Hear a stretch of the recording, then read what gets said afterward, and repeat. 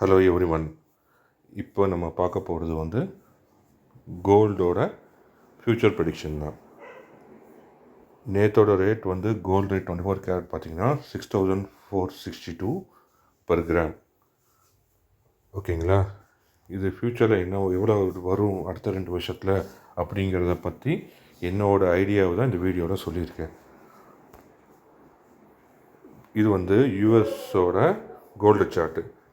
இந்த சார்ட்டில் பார்த்தீங்கன்னா 2001லேருந்து அவங்க கோல்டு ப்ரைஸ் பர் ரவுண்ட்ஸ் எவ்வளோங்கிறது இருக்குது. இதில் பார்த்தீங்கன்னா 2011 1872 அவங்களோட கோல்டு ரேட் இருந்துச்சு. இப்போது 2049 தான் இருக்குது.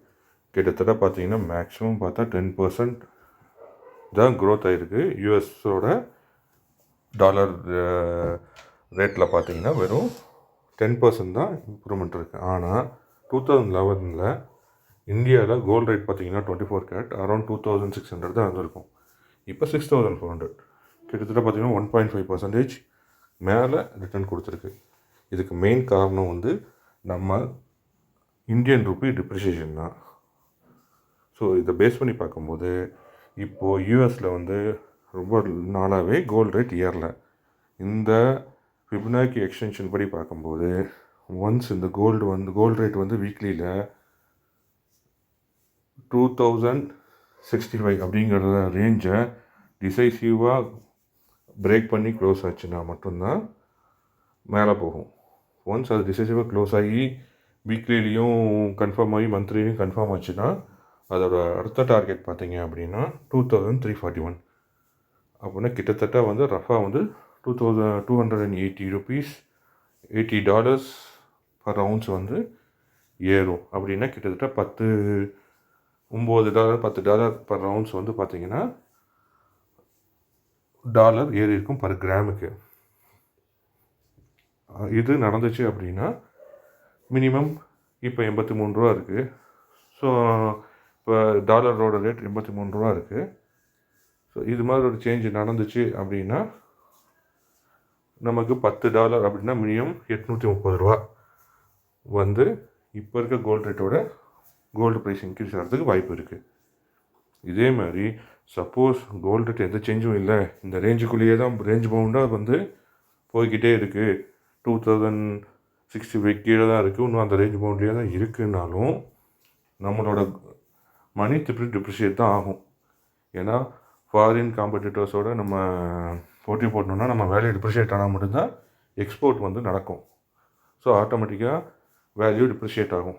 மினிமம் 10 to 15% டிப்ரிஷியேஷன் எதிர்பார்க்கலாம் 2 to 3 இயர்ஸில். அப்படின்னா கோல்டு ரேட் எங்கேயும் போகலை, நம்ம வேல்யூ மட்டும் கோல்டோட வேல்யூ மட்டும் கம்மியாச்சுனாலும் மினிமம் $700-800 சேஞ்ச் நடக்கும். ஸோ அப்படின்னா மினிமம் நெக்ஸ்ட்டு 2 இயர்ஸ்க்குள்ளே 7200ங்கிறது பேர் மினிமம் கோல்டு ரேட் ரீச் ஆகிடும். சப்போஸ் ரெண்டுமே நடந்துச்சு அப்படின்னா 8000 வரைக்கும் போகிறதுக்கு வாய்ப்புகள் இருக்குது. ரெசிஷன் வந்துச்சுன்னா சீக்கிரமாக நடக்கும். ரெசிஷன் இல்லாமல் இருக்குன்னா அதை 7200 அப்படிங்கிற ரேஞ்சை ரீச் பண்ணுறதுக்கும் அதுக்கு மேலே போகிறதுக்கும் கொஞ்சம் டைம் எடுத்துக்கும். ஸோ உங்களோட ஃபினான்ஷியல் டிசிஷன்ஸை நீங்கள் பார்த்து பிளான் பண்ணிக்கோங்க. இல்லாட்டி ஒரு நல்ல அட்வைஸரை கேட்டு பிளான் பண்ணிக்கோங்க. மந்த்லி கோல்டை கொஞ்சம் கொஞ்சமாக ஒரு சேவிங்காக வச்சு பண்ணோம் அப்படின்னா அது நல்லது. இட்ஸ் அ மணி வேல்யூ லாக்கிறதானே தவிர இது வந்து இன்வெஸ்ட்மெண்ட் கிடையாது.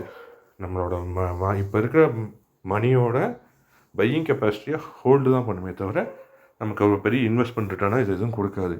ஆனால் வேல்யூ ஆஃப் மணியை வந்து குறையாமல் பார்த்துக்கும்.